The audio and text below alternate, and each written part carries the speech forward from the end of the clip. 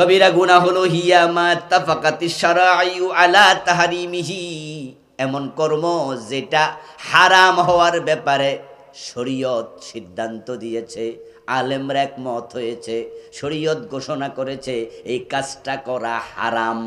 যেই কাজ হারাম সেটা করার নামই কবিরা গুনাহ। হিয়া কুল্লু যামবিন খাতামাহুল্লাহু তাআলা বিনারিন আও গাদাবিন আও লা'নাতিন আও আযাব। কবিরা গুনাহ হলো এমন কোন কর্ম, এমন গুনাহ যে গুনার শেষটা হলো শাস্তি, আযাব, লাঞ্ছনা, গঞ্জনা, যার ব্যাপারে আল্লাহ হুমকি দিছে ওই কাজ করার নামই কবিরা গুনাহ। যেমন রাসূল বলেছেন সুদ খেলে ৭৩ গুনাহ, সবচেয়ে ছোটটা মায়ের সাথে জেনা। যারা জেনা করে তাদের শাস্তি আছে না নাই? জেনার শাস্তি স্পষ্ট। বিবাহিত হলে পাথর মারো, অবিবাহিত হলে ১০০ বেত লাগাও। যার ব্যাপারে হুমকি আছে আযাব গজব শাস্তির, ওই কাজ করাই কবিরা গুনাহ। কবিরা গুনাহ মানে হলো আল্লাহ যা নিষেধ করেছে তা করলো, আল্লাহ যা ফরজ করেছে তা ছাড়লো। আল্লাহর কোনো নিষিদ্ধ কাজ করবেন না, আল্লাহ যা আবশ্যক করেছে তা ছাড়বেন না। এ দুটা যদি করেন তাহলে আপনি কবিরা গুনাহ করলেন। আর আমল নামায় যদি কবিরা গুনাহ একটাও থাকে, হতে পারে একটার কারণেই আপনি জাহান্নামী হয়ে যাবেন। শয়তান একটা কবিরা গুনাহ করছে, তার ঈমান পর্যন্ত গেছে, আর আমরা ডজন ডজন কইরা কই অসুবিধা নাই। হুজুররা ওয়াজ করছে আল্লাহ রহমান, রহমানের ওয়াজ শুনতে শুনতে আল্লাহ যে আজিজ, জব্বার, কাহার ওইটা ভুলে গেছে। যে আল্লাহর নাম রহমান তার নাম কিন্তু জব্বার, যে আল্লাহর নাম রহিম তার নাম কিন্তু কাহার। আপনি রাস্তা ওফেন ফাইয়া খালি ফাইয়া গাড়ি কি ১৫০ কিলোমিটার গতিতে চলবেন, সামনে স্পিরিট ব্রেকার আছে না, তখন তো উল্টে পড়বেন। এই জন্য ড্রাইভাররা যখন রাস্তায় চলে সাবধানে চলতে হয়। ড্রাইভিং করতে রাস্তা ফাঁকা আছে, খোলা আছে, তাই একবারে ৯০ কিলোমিটার ১০০ কিলোমিটার গতিতে চালাইও না, এমনভাবে চালাও স্পিড ব্রেকারে কেন আবার ব্রেক করতে পারো, না হয় কিন্তু খালি রাস্তায়ও গাড়ি উল্টে পড়ে যায়। আল্লাহ রহমান রাহিম শুনতে শুনতে কাহার ভুলা যাইও না, বেশি রহমান শুনলে আবার কাহার ধরাও খাইতে পারো। ব্যালেন্স করো, ব্যালেন্স। কোরআন মাজিদে রহমান রাহিম আলোচনা আছে, জব্বার কাহার আলোচনা নাই। দুটা শুনলা না কেন দোস্ত? একমুখী হলে কেন? শয়তান যদি আল্লাহর একটি কথা না শুই না, শয়তান বেঈমান হয়ে যায়।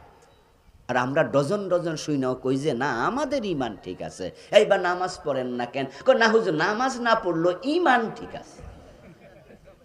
এমন কিছু লোক আছে না, নামাজ না পড়লো হে নাকি ঈমান নাকি ঠিক আছে। আজীব আজীব। এজন্যই তো সুদে টাকা লাগাইয়া বেড়া জান্নাতে যাওয়ার জন্য ফজরের টাইমে মসজিদে চলে যায়। কপালে কালো দাগ ফালাই দিছে সুদখোর, ঘুষখোর। বোনের জমি দখল কইরা বসে আছে, ভাইয়ের জমি দখল করে। হাজী সাহেব জমি জাল দলিল করছে, ক্ষমতা ছিল তাই বাজারে আরেকজনের জমি ৫ দখল করে বিল্ডিং বানাইলিস, ওয়াল তুলে লাইস। ফজরের নামাজ পড়ে কোদাল কান্দে নিয়া খেতে গেছে, ক্ষেতের আইল সাফ করব, সাফ করতে যাইয়া কাইটটা ক্ষেত বড় করে আলা। কিছু লোক আসেনি এমন ভাবে কোপ মারে ক্ষেত যেন ৪ আঙ্গুল বড় হইয়া যায়। পরে আর মানুষ হাঁটতে পারে না, আইলো নাই। এক পর্যায়ে দেখা যায় ক্ষেত আসিল সোজা হয়ে গেছে, এখন বাঁকা। মনে মনে ভাবে ৩০ হাত লম্বা, ৪ আঙ্গুল করলে বাড়লো তো আধা শতক বেড়ে গেল। আরেকজনের জমি তুমি দখল করছো, আর তুমি সুবহানাল্লাহ পড়ে আল্লাহর জান্নাত খুঁজছো। জান্নাত বুঝি এত মাগনা? আদমের দিকে তাকাও, একটা কথা শুনে নাই, কাপড় খুলে ফেলছে। জান্নাতের কাপড় পরবা? ওয়াজকে কঠিন মনে করবেন না আবার। الدين يسر ولا عسر يسروا ولا تعسروا بشروا ولا تنفروا। ইসলাম সহজ, এটাকে সহজ করে দাও। হ্যাঁ সহজই তো, আপনি একটু নিজেকে কন্ট্রোল করেন যে আমি হারাম খাবো না, তাহলে জান্নাত সহজ হয়ে যাবে। কঠিন কে বলল? আপনি বলেন আমি হারাম খাবো না।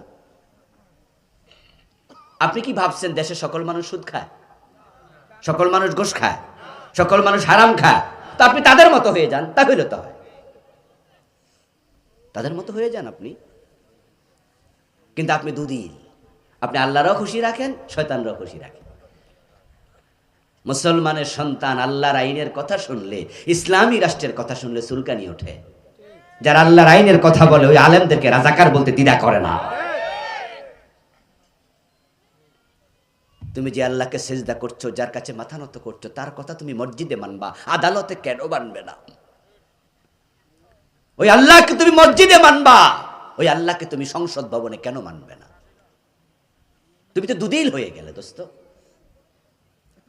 ইনতাজতানিবু কাবায়রা মা তুনহাউনা আনহু নুকাফির আনকুম সাইয়্যাতিকুম। যদি তুমি কবিরা গুনাহ ছেড়ে দাও, আমি সগীরা মাফ করব, আমি তোমাকে জান্নাতে প্রবেশ করাবো। কিন্তু উল্টা পাল্টা চলো না, একটা গুনাহ তোমার জন্য বিপদ হতে পারে। রাসূলুল্লাহ যুদ্ধের ময়দানে আছেন, প্রচন্ড যুদ্ধ চলছিল। তখন একজন মুজাহিদ এসে রাসূলের কাছে খবর দেয়, ইয়া রাসূলুল্লাহি ফুলানুন কাদ উস্তুশহিদা। হে রাসূল, অমক নাম বলতেছে, অমক আজকের যুদ্ধে শহীদ হয়েছে। আল্লাহর হাবিব তার নাম শুনলেন, শুনে জবাব দিলেন, কাল্লা কদ রাআইতুহু ফিন্নার বিআবাতিন কদ গাল্লাহা। না, অসম্ভব। তুমি যার নাম বলে জানালে সে শহীদ হয়েছে, সে শহীদ হয় নাই, সে মারা গেছে, শহীদ হয় নাই, তার শাহাদাত কবুল হয় নাই। কারণ আমি নবী মুহাম্মদ তাকে জাহান্নামে দেখে এসেছি।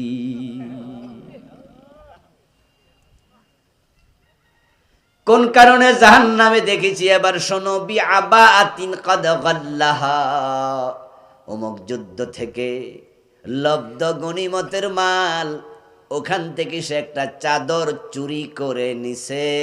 ওই গুনার কারণে আল্লাহ তারে দোজখে ফেলে দিছে। ওই চাদর চুরির গুনাহ থেকে সে তাওবা করে নাই, তাই তার যুদ্ধের মাঠের মৃত্যুটাও আল্লাহর কাছে শাহাদাতের মৃত্যু হিসাবে কবুল হয় নাই।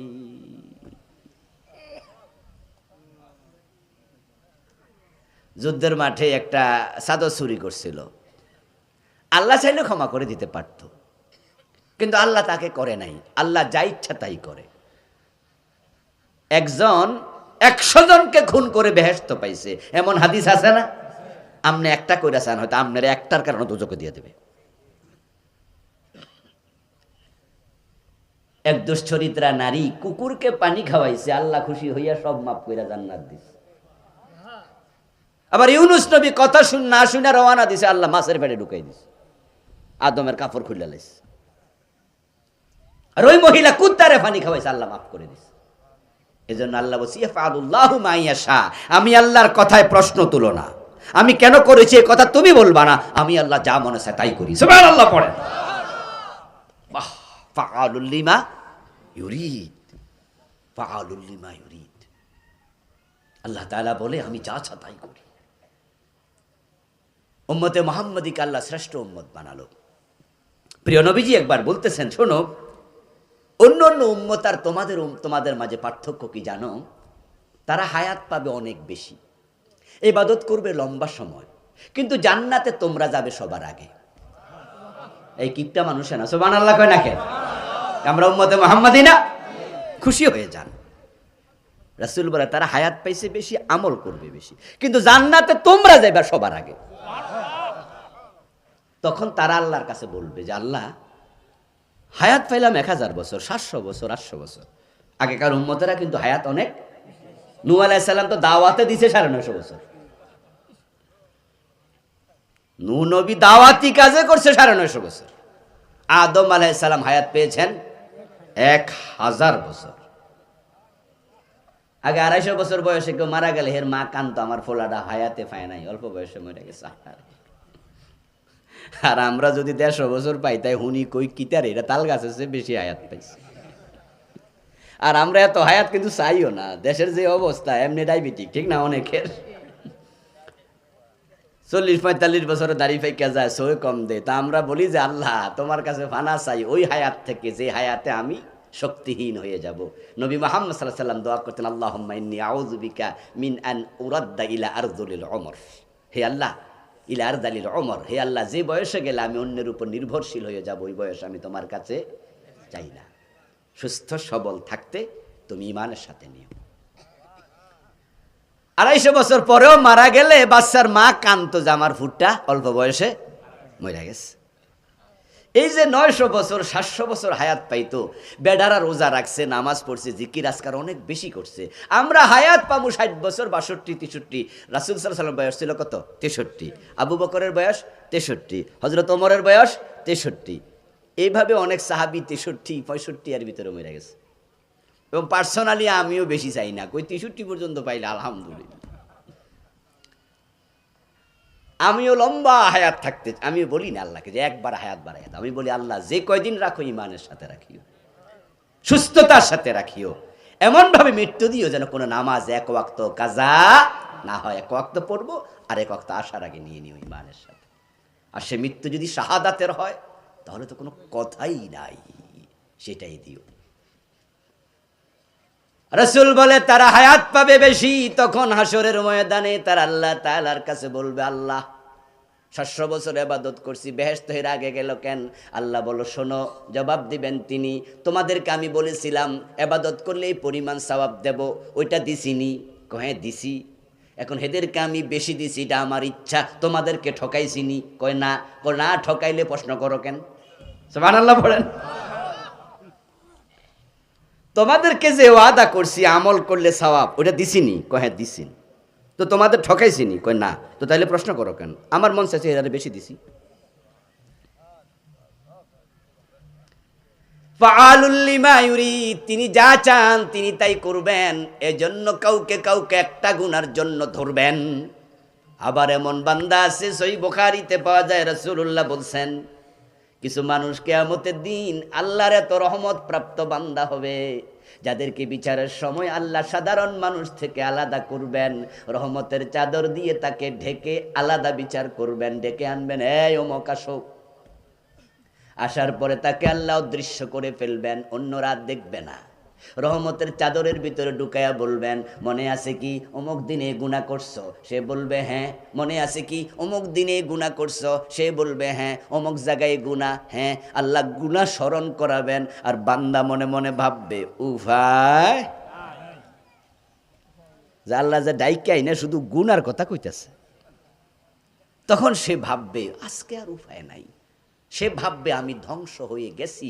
এবার আল্লাহ তাআলা তাকে বলবেন, বান্দা তোমার এই গুনাহগুলো দুনিয়ায় গোপনে রেখেছিলাম, আজকে গোপনে ক্ষমা করে দিলাম।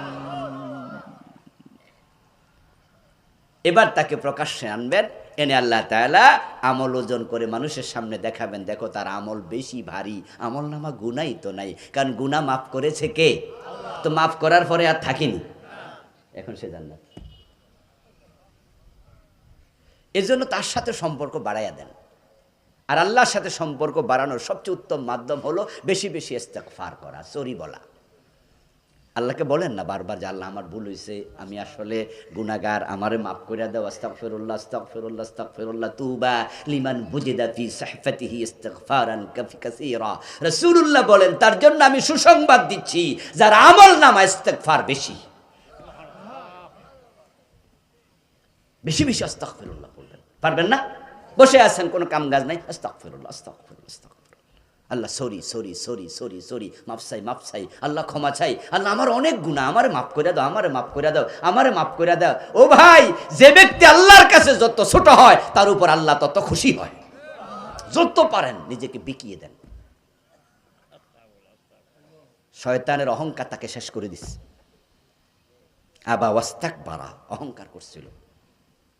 বিনয় আল্লাহর কাছে খুব পছন্দনীয়, খুব পছন্দনীয়। কি ইবাদত আর আমরা করি।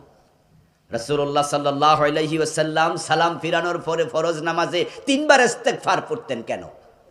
সালাম ফিরাইয়া আসসালামু আলাইকুম ওয়া রাহমাতুল্লাহ, আসসালামু আলাইকুম ওয়া রাহমাতুল্লাহ, সালাম ফিরিয়া কি পড়তেন? আস্তাগফিরুল্লাহ আস্তাগফিরুল্লাহ আস্তাগফিরুল্লাহ 3 বার, আল্লাহু আকবার একবার, আল্লাহুম্মা আনতাস সালাম ওয়া মিনকাস সালাম। অনেক দোয়া আছে, বাংলাদেশের লোকেরা এইসব বাদ দিয়ে সালাম ফিরে আল্লাহুম্মা আমিন কইছে। এটা চলছে উল্টা পাল্টা, অনেকেই হুজুররাই চলতেছে উল্টা পাল্টা, আর পাবলিকা কি করব? কারণ এই আল্লাহুম্মা আমিন তার পাবলিক করে না, এটা ইমাম সাহেব করছে। সালাম ফিরানোর পরে প্রিয় নবী আল্লাহুম্মা আমিন বলে নাই তো, তুমি ভাইলা কই? উনি বলছে আস্তাগফিরুল্লাহ, দোয়া কবুল হবে, আস্তাগফিরুল্লাহ শ্রেষ্ঠ দোয়া। আচ্ছা, রাসূল সালাম ফিরে আস্তাগফিরুল্লাহ পড়তো কেন? আমি যেটা বুঝি সেটা হচ্ছে আল্লাহর কাছে তিনি ছোট হতেন। আল্লাহ, যেভাবে নামাজ পড়া দরকার এভাবে আমি পারি না। আস্তাগফিরুল্লাহ অর্থ কি? আল্লাহ আমারে মাফ করে দাও। আচ্ছা, নামাজ কি খারাপ জিনিস? তো নামাজ শেষ করে মাফ চাই কেন? আমরা তো মাফ চাই বালা কাম, খারাপ কাম করলে না। তো সালাম ফিরে আল্লাহ আমারে মাফ করে দাও, আল্লাহ আমি ক্ষমা চাই। তো নামাজ তো ভালো কাজ, এখানে আবার ক্ষমার প্রশ্ন কেন? কারণ নবী মুহাম্মদ জানতেন যে যেভাবে নামাজটা দরকার এভাবে। আচ্ছা, আপনারা এখানে যারা আছেন, নামাজের মাঝে একবারে শুরু থেকে শেষ পর্যন্ত মনটা নামাজেই ছিল, উমুই যায় নাই, এরকম নামাজে আমরা কয়জন আছি? কয় ওয়াক্ত পড়ছেন? কয় রাকাত পড়ছেন? আমি পারি নাই, মনে পড়ে না আমার। আমি মাঝে মাঝে সিদ্ধান্ত নিই নামাজে খাড়াই, নফল নামাজ তো, নফল নামাজে আল্লাহু আকবার ভাবি যে আজকে মন কোথাও যেন না যায়, এমন ভাবে পড়মু, দেখি যে 1 মিনিট পরে গেছে গা, ধরে নিয়ে আসি আবার, এই তোরা না মানা করছি যাইতে, কথাই শুনে না। আমার একা হয়, আপনাদের হয় না? আচ্ছা, এই নামাজ আল্লাহ নেবে কেন? আল্লাহর সামনে দাঁড়িয়ে তোমার মন তুমি বাজারে পাঠাচ্ছ কেন? নামাজের বাহিরে মন যায় কেন তোমার? আমি আল্লাহর সামনে দাঁড়ানো, তা আমি আল্লাহকে সামনে রেখে, আচ্ছা আমি যদি আপনার কাছে যাই বা আপনি আমার কাছে আসেন, কাছাকাছি গিয়ে আমাকে বলেন হুজুর কেমন আছেন, আর আমি আপনার দিকে তাকাইলাম না, আরেকজনের সাথে গল্প করছি, আপনি শরম পাইবেন না? দূর খারাপ মনে যাই গে। আর আমি যদি আপনার সামনে আগে যে বলি ভাই আপনার বাড়ি কই, কেমন আছেন, আপনি হুজুরের সাথে কথা কন, আমিও বলবো যে দেখ ওনার সাথে কথা বলা দরকার নাই। তো আল্লাহর সামনে দাঁড়াইয়া মন যখন আরেক জায়গায় যায়, আল্লাহ মাইন্ড করেন?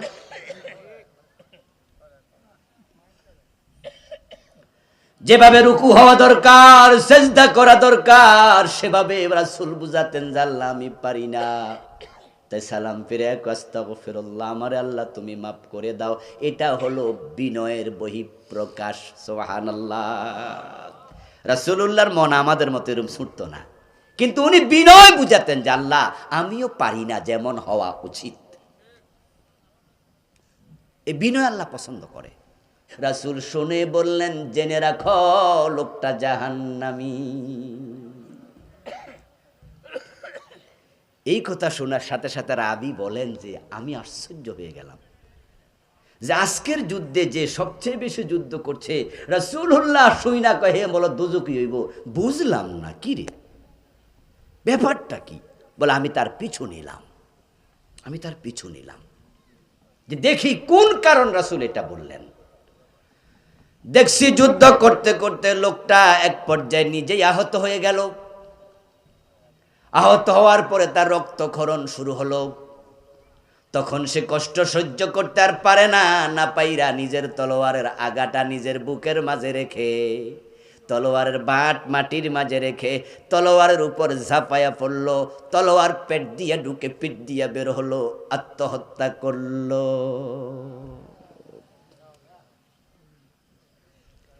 এই দৃশ্য দেখে আমি রাসূলুল্লাহ সাল্লাল্লাহু আলাইহি ওয়াসাল্লামের কাছে দৌড়াইয়া এসে বললাম, হে আল্লাহর নবী, আশহাদু ইন্নাকা লা রাসূলুল্লাহ, আমি সাক্ষ্য দিচ্ছি আপনি নিশ্চয় আল্লাহর রাসূল। রাসূলুল্লাহ কয়, এই মিয়া তুমি তো এই কালেমা অনেক আগেই পড়ছো, আজকে আবার নতুন করে পড়ো কেন? বলে হুজুর এই কিছুক্ষণ আগের ঘটনা কইতাছি, আপনি যে বলছেন লোকটা জাহান্নামী, আমি তো নিজের চোখে দেখছি। কারণটা কি বুঝেছি, আপনি বানায়া বলেন নাই, এটা ছিল আল্লাহর পক্ষ থেকে ওহী। আপনি আসলে রাসূল না হয়তো ওহী আসতো না। আপনাদের কাছে জিজ্ঞাসা করতে চাই, যে সাহাবী আত্মহত্যা করলো তার কয়টা কবিরা গুনাহ হয়েছে? আত্মহত্যা করলে কয়টা কবিরা গুনাহ হয়? একটাই হয়। আমরা আমাদের এলাকায় যখন কোনো মানুষের বিষ খাওয়ার খবর শুনি, আত্মহত্যার খবর শুনি, আমরাও আফসোস করে বলি লোকটা করলো কি, মরে গেল, আত্মহত্যা করলো। আহারে হাজি সাহেব মানুষ, কামডা করলো কি? আহারে লোকটা তো নামাজি ছিল, ফাঁসিতে ঝুললো কেন? আফসোস আমরাও তো করি। আত্মহত্যা করা একটা কবিরা গুনাহ। ওর আমল নামায় আর কোনো কবিরা গুনাহ আছে কিনা আমরা জানি না। একটার খবর শুনে তার জন্য যদি আমরা আফসোস করি, আমার প্রশ্ন আপনার কাছে, তার একটা কবিরা গুনাহ আছে জেনে আফসোস করছেন, আপনার আমল নামায় কবিরা গুনাহ আছে কিনা? একটা না বেশি? তো নিজের জন্য আফসোস করবেন কবে?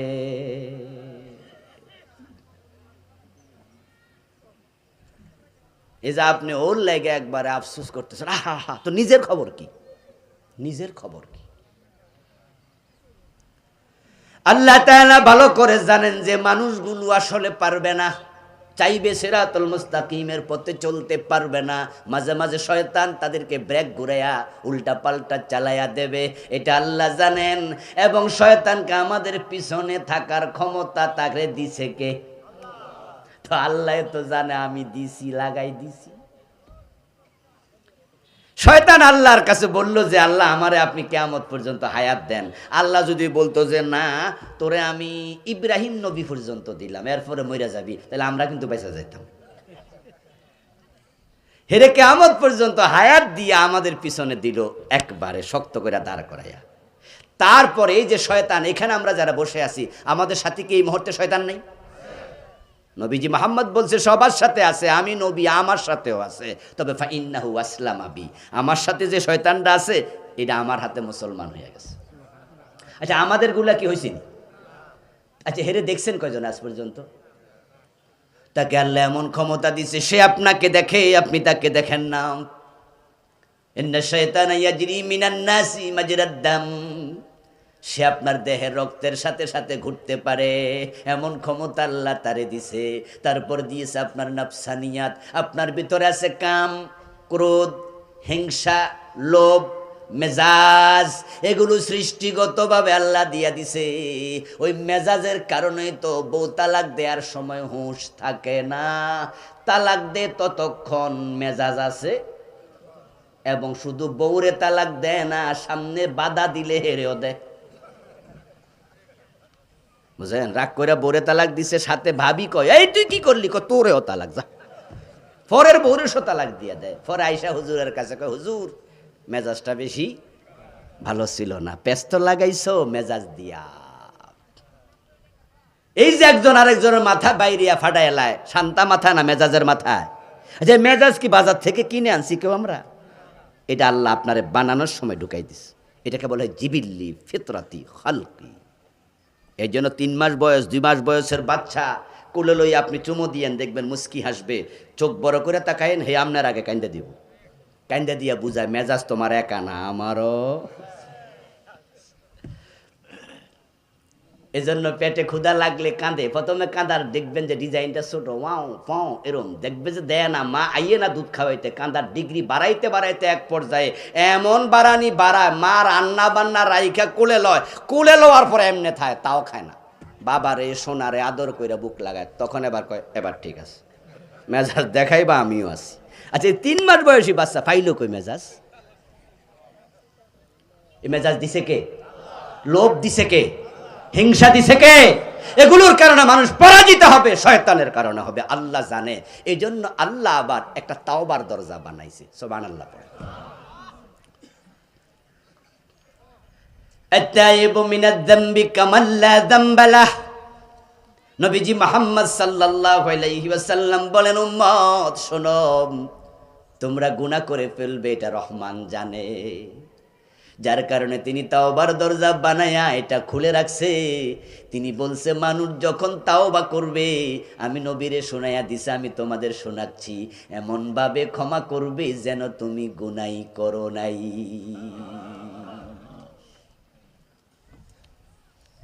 ও বান্দা তোমরা তওবা করো, লা তাকনাতু মির রাহমাতিল্লাহ, ইন্নাল্লাহা ইয়াগফিরুয যুনুবা জামিয়া। শব্দ কি দেখেন, আমার রহমত থেকে নিরাশ হইও না, তোমার যত গুনাহ আছে তওবা করলে আমি একসাথে সবগুলা মাফ করে দেব। এবং তাওবার যে দরজাটা আল্লাহ বানাইছে এটা কিয়ামত পর্যন্ত খোলাই থাকবে। সূর্য যেদিন কিয়ামতের আগে পশ্চিম দিকে উঠবে সেদিন ক্লোজ হবে, এর আগে 1 সেকেন্ডের জন্য ক্লোজ হবে না। ইন্নাল্লাহা ইয়াকবালু তাওবাতাল আবদি মা লাম ইউগারগির। নবীজি বলছেন যে মানুষ যতক্ষণ মৃত্যুর যন্ত্রণা আসবে না তাওবা কবুল চলতেই থাকবে, তাওবা কবুল হতেই থাকবে। এবার আপনাদের কাছে আমি প্রশ্ন করি, জবাব দিন, পশ্চিম দিকে কি এখনো সূর্য উঠছে? আমাদের কারো কি মৃত্যুর যন্ত্রণা শুরু হয়েছে? তাহলে তাওবার দরজা খোলা আছে না নাই? তাওবা কবুলের সম্ভাবনা আছে না নাই? এখন তাওবা আপনি করেন নাই, আল্লাহর দোষ দিবেন কেমনে? দোষ তো আল্লাহর না, দোষ তো আপনার, দোষ তো আপনার, আপনি তাওবা করেন নাই। মনে মনে তাহলে ভাবতেছে যা ঠিক আছে, এখন থেকে আল্লাহরে কয়ে দিম আস্তাগফিরুল্লাহ ওয়া আতুবু ইলাইহি, আল্লাহ তাওবা করলাম, তবে সুদ ছাড়তাম না। বাংলাদেশের লোকেরা কিন্তু এটাই করে, মুখে আল্লাহরে কয় আল্লাহ তওবা করছি তওবা করছি তওবা করছি, আল্লাহ কয় ঘোষ ছাড়ছ নি? কয় না, এটা ছাড়ি নাই, ওইটা খাইতেছি। এটার নাম তাওবা না। তাওবা শব্দের অর্থ হলো আর রুজু, ফিরে আসো। আত-তাওবাতু ওয়ান-নাদামা। ইবনে আব্বাস বলছে তাওবা মানে লজ্জিত হও। তুমি যে অপরাধ করেছো নিজে লজ্জিত হয়ে আল্লাহর কাছে বলে ফিরে আসো, বলো আল্লাহ এই গুনাহ আমি আর করব না। এটা যদি করতে পারো আগে সব মাফ। সুবহানাল্লাহ পড়েন, আগে সব মাফ। এখন কবিরা গুনাহ কি শুনলেন, কোনগুলো? এ বিষয়ে বিস্তারিত আলোচনা করার সময় হবে না, তবে একটি বইয়ের নাম বলে যাই। বইটি লিখেছেন ইমাম আয-যাহাবী রাহিমাহুল্লাহ। বইয়ের আরবি নাম আল কাবাইর, বাংলায় অনুবাদ হয়েছে কবিরা গুনাহ এই নামে। আচ্ছা, এই বইটি পড়ছেন এমন কোন পাঠক কি আজকের মাহফিলে আছেন? একটু হাত তোলা দিয়েন তো দেখি, কয়জন আছে? কয়জন আছে? এই 2-3 জন মাত্র, 2-3 জন, খুবই কম। পড়বেন, পড়ার বিকল্প নাই। আমরা ছাত্র জীবনে পড়েছি এই বই, নামই কবিরা গুনাহ। দোকানে গিয়ে বলবেন যে ইমাম যাহাবীর লেখা কবিরা গুনাহ বইটা দেন। ওই বইতে তিনি কবিরা গুনাহ লিখেছেন 70টা। আচ্ছা, কোন কোন কবিরা গুনাহ আপনারা যদি আমি বলি যে বলুন তো 10, 20টা, 30টার নাম, দেখবেন আপনি 5, 7, 7, 8টা, 10টা বলে থেমে যাচ্ছেন। তো আপনি তো চিনেনই না, তো বাঁচবেন কেমনে?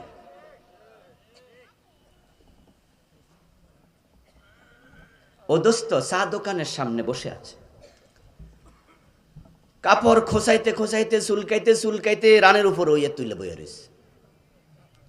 এখানে কি পানি উঠছে, বন্যা হয়েছে? না, অযথা রানের উপরে কাপড়। আচ্ছা, সতর ঢাকা কি ফরজ না? তো ফরজ তরক করা কি কবিরা গুনাহ না? এই লোকটা অযথা কবিরা গুনাহ করতেছে। আশ্চর্য, প্রয়োজন ছিল না। মায়ের সামনে ছেলে কাপড় রানের গোড়ায় বেঁধে তারপর নারিকেল গাছে ওঠে, মা তাকায় আছে, ছেলে কবিরা গুনাহ করতেছে। ক্ষেতের মাঝে কাজ করতেছে, হাল চাষ করছে, অযথা লুঙ্গিটা রানের গোড়ায় বাঁধা রাখছে। কিছু লোক আছে না, মাথায় টুপি আছে কিন্তু লুঙ্গি রানের গোড়ায়, অযথা কবিরা গুনাহ করছে। সে জানে না এটা কবিরা গুনাহ, বুঝে নাই। না বুঝে বিষ খাইলে মানুষ মরে না, না জানলে কি হয়েছে, কবিরা গুনাহ হচ্ছে। আমার দোস্ত কবিরা গুনাহ হয়ে যায় হাসতে খেলতে। আজকের মাহফিলও আছেন, টাকনু গিরার নিচে কাপড় পরে বসে আছেন, টাকনুর নিচে কাপড় পরা কবিরা গুনাহ।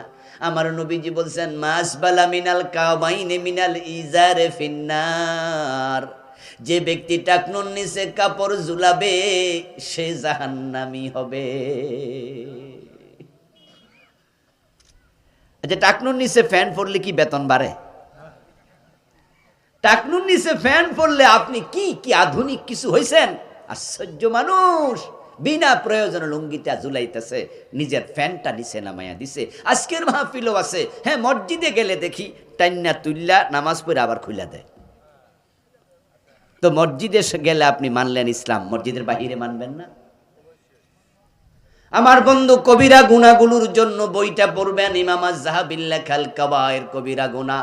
এখন আমি কয়েকটা কবিরা গুনার তালিকা বলতেছি, শুনতে থাকেন। 1 নাম্বার কুফর, কবিরা গুনাহ। এগুলো জঘন্য কবিরা গুনাহ। এ নিয়ে আমি বই লিখেছি, আলহামদুলিল্লাহ। আমার লিখা এই বইতে আমি 56টা কুফর লিখছি। কুফর একটা কবিরা গুনাহ কুফর। কুফর কি সেটা লিখছি 56টা, যেগুলো বাংলাদেশে চলমান আছে।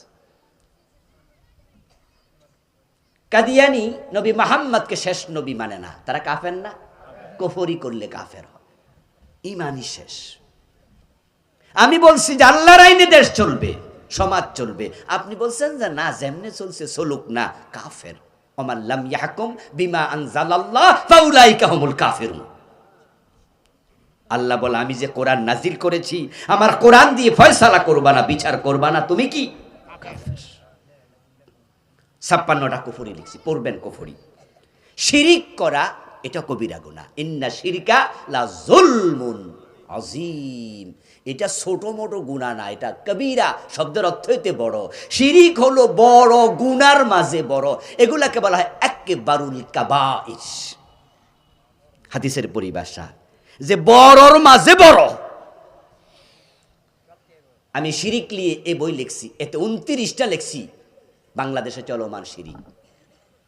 হুজুর মানুষ মাহফিলে এসে শিরিকের প্রচার করে, এমন বক্তা বাংলাদেশে আছে, মাহফিলে এসে লোকজনরে মুশরিক বানায়া উনিও শেষ, লোকজনও শেষ। হুজুর কইতাছে আল্লাহর ধন রাসূলকে দিয়া আল্লাহ গেছে গায়েব হইয়া। আল্লাহর ধন রাসূলকে দিয়ে আল্লাহ গায়েব হয়ে গেছে, আবার রাসূলের ধন খাজা লইয়া শুইয়া আছে আজমিরে। কেউ ফিরে না খালি হাতে খাজা বাবার দরবারে। এমন গান গাওয়ার হুজুর আছে কিনা? নাম আমি বললাম না, আপনারা নাম জানেন। যে আলেম মানুষ এসে মানুষকে জান্নাতের পথ দেখাবে, আল্লাহর কাছে চাইতে শিখাবে, আর উনি কয় খাজা বাবার কাছে কেউ চাইলে নাকি ফিরে না। খাজা মাইনুদ্দিন চিশতি রাহমাতুল্লাহ আলাইহি, উনি মরে গেছে, কবরে চলে গেছে। মানুষ যখন মরে যায় নিজের গায়ের জামা খুলতে পারে না, তাই অন্য খুলে তারপরে তাকে নতুন কাপড় পরায়। মানুষ যখন মরে যায় নিজের গোসল নিজে দিতে পারে না, অন্যজন গোসল দেয়। মানুষ যখন মরে যায় লাশ পড়ে থাকে, মাছি মশা তাড়াতে পারে না, নিজের কবরে নামতে পারে না, আরেকজন কবরে নামায়। আর তুমি বলছো তার কাছে চাওয়া যাবে, ও কি দেবে? নিজের মশাই তো তাড়াইতে পারে না। আপনাদের কিশোরগঞ্জে সবচেয়ে বড় হুজুর যদি মারা যায়, যাইয়া দেখবেন যে উনি এমনি ফইরা আছে। আপনি যে কবেন হুজুর মরা লাশ কথা কইব, বুঝবো, শুনবো, তো ব্যাককল যাইয়া কয় হুজুর আমার ফোলা দেন, এবার ফোলা দিব, নিজে তো হইয়া রইছে। মাইনুদ্দিন চিশতি রহমতুল্লাহ আলাইকে খাজা বাবা বলে, ওরা বলুক। উনার কাছে গিয়ে বলে আমার চাকরি দেন, আমার ছেলে দেন, মেয়ে দেন। উনি ছিলেন সৌদি আরবের মানুষ, আরবের মানুষের ভাষা কি বাংলা ছিল না আরবি ছিল? যে দিল্লিতে, যে আপনার ভারতে উনি ছিলেন, সেখানকার মানুষের ভাষা উর্দু। তো হয়তো উর্দু তিনি কিছু বোঝে, না হয় উনি আরব দেশের মানুষ। তো তুমি যে বাংলাতে কইলা হুজুর আমার একটা ফোলা দেন, ভাষা বুঝিনি, তো কি কইলা? কার কাছে কি চাই? আর বক্তা শিখাচ্ছে, উনার কাছে গেলে সব পাওয়া যায়, খালি হাতে ফিরে না। শিরিক চিনবেন, জানবেন। 29টা লিখেছি বইতে।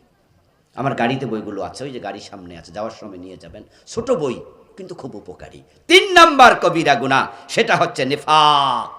যে ব্যক্তির কলবে নেফাক আছে সে জাহান্নামে সবার নিচে থাকবে। নেফাক নিয়ে আলাদা লিখেছি, এর মাঝে 28টা চিহ্ন লিখেছি কোরআন হাদিস থেকে। বাংলাদেশের লোকেরা 3টা জানে। কথা বললে মিথ্যা বলবে, ওয়াদা করলে খেলাপ করবে, আমানত দিলে খেয়ানত করবে। এগুলো ছোট নেফাক, এগুলো নেফাকে আমলি, এতে ঈমান যায় না। কিন্তু কিছু নেফাক আছে ঈমান চলে যায়, সেগুলো জানতেই হবে। 4 নাম্বার নাস্তিকতা, এটা কুফর। যেমন তসলিমা নাসরিন, এটা কুফরের একটা অংশ, এটাও কবিরা গুনাহ। হে কয় আল্লাহ নাকি নাই, নাউজুবিল্লাহ। ওই পাগল লইয়া কথা কইয়া লাভ নাই। কারণ আমি বলি যারা নাস্তিক তারা বড় হতভাগা। কারণ এই দুনিয়ার কত রিক্সাওয়ালা, কত ঠেলাওয়ালা, কত দিনমজুর, কত কুলি, কত গরিব মানুষ তারা আল্লাহর ইবাদত করে, আল্লাহকে সকাল বিকাল ডাকে, নৌকার মাঝে নামাজ পড়ে, খেতে রাইলে গামছা বিছায়া নামাজ পড়ে। আর তুই ডাক্তার ইঞ্জিনিয়ার হইয়া তুই আল্লাহকে নাই বললি, তোর কপাল কত পোড়া। Concede is nothing. যা দেখি না তা মানি না। আল্লাহরে নাকি দেখা যায় না, এজন্য আল্লাহরে মানে না। আচ্ছা আমি আপনাদের জিজ্ঞাসা করি, এখানে বাতাস আছে না নাই? অক্সিজেন তো নাই, ঠিক না? অক্সিজেন এখানে আছে? কে কে দেখছেন হাত তোলা দেন। হাত কিন্তু সাবধানে তুলিয়েন। অক্সিজেন দেখা যায় তো, না দেখলে মানি না, তাহলে অক্সিজেন কি মানা যাবে? আচ্ছা গোলাপ ফুলে কি সুগন্ধ না দুর্গন্ধ? দেখছেন কেডা কেডা? এগুলো কথা হলো, সবকিছু কি দেখা যায়? সবকিছু দেখতে চাইলে তোমার বাবার দাদারে দেখছনি তো, না দেখলে মানি না। তাহলে তোর বাবার দাদারে দেখোস নাই তো তোর বাবা জারজ হবে না? অস্বীকার করলে কি বাপ বৈধ থাকে? আর সবকিছু দেখো চাও কেন ভাই? তোমার চোখে রেঞ্জ আছে, সবকিছু তুমি দেখবে না। আর চোখ যা দেখায় তা তো সবটাও ঠিক না। তোমার চোখ তোমাকে ভুল দেখাতেও তো পারে। যেমন সূর্যকে দেখেছো এত বড় গোলাকার, কিন্তু বিজ্ঞানীরা বলছে নো, এটা এত বড় নয়, এটা পৃথিবীর তুলনায় 13 লক্ষ গুণ বড়। তুমি যা দেখছো, তোমার চোখ যা দেখাচ্ছে তা ঠিক নয়। কুয়াকাটার পারে দাঁড়াবেন, বঙ্গোপসাগরের তীরে গিয়ে সকাল দুপুর বেলায়, হ্যাঁ যখন বিকাল আসবে দেখবেন সূর্য আসরের পর আস্তে আস্তে ডুবছে ডুবছে ডুবছে, অর্ধেকটা ডুবে গেল, 4 ভাগের 3 ভাগ ডুবে গেল, টুপুস করে পুরাটাই ডুবে গেল। চোখ বলছে সূর্য ডুবেছে। আর সৌদি আরব ফোন দিয়ে বলবেন দোস্ত খবর কিরে, বলবো সূর্য ডুবতে 3 ঘন্টা বাকি আছে। রিয়াদের দোস্ত বলে সূর্য ডুবেনি, 3 ঘন্টা পর ডুববে। আর আপনি কোন আমি মাত্র দেখলাম ডুবছে। তুই মিশা কথা কস। হে কবু তুই মিশা কথা কস। দুজনের চোখ মিথ্যা দেখাচ্ছে। এই জন্য আল্লাহ নাই তুমি বলে দিবা এতক্ষণ সোজা কথা।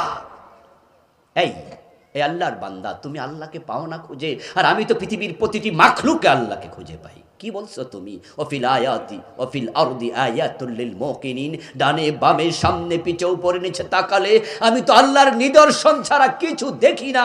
আমি দেখছি আমার পায়ের তলার যে আজকে জুতা, আমার মাথার উপরের টুপি, আমার হাতের ঘড়ি, আমার হাতের মোবাইল, মানি ব্যাগ, আমার বুক পকেটের কলম, নই কলমের নিব, ছোট্ট নিবের মাথায় ছোট্ট বল, সেটাও একা একা হয় নাই। জুতার কারিগর আছে, টুপির কারিগর আছে, মোবাইলের মেকানিক আছে, হাত ঘড়ির আপনার তৈরিকারী আছে, কলমের নিবের আগার ছোট্ট বল, এটাও কারিগর ছাড়া হয়নি। আকাশ এবং জমিন নিজে নিজে হয়েছে, কোনো কারিগর নাই বুঝি?